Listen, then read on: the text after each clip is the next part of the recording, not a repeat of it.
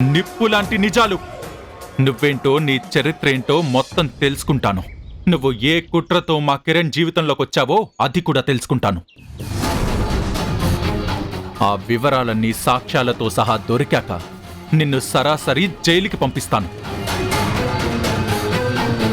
పరిస్థితి అంత దూరం రాకూడదనుకుంటే వెంటనే ఈ ఇల్లు ఖాళీ చేసి వెళ్ళిపో.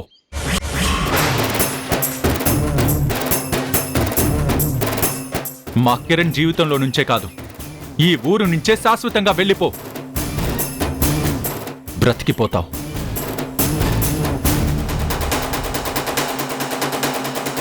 కాదు కూడదు ఇక్కడే ఉంటాను. నాకు పుట్టిన బిడ్డని ఉషాకి ఇస్తాను. ఆ తర్వాతే నేను ఇక్కడి నుంచి వెళ్తాను అంటే అనుభవిస్తావు. గుర్తుంచుకో. బొమ్మరిల్లు రాత్రి 8 గంటలకు మీ ఈటీవీలో.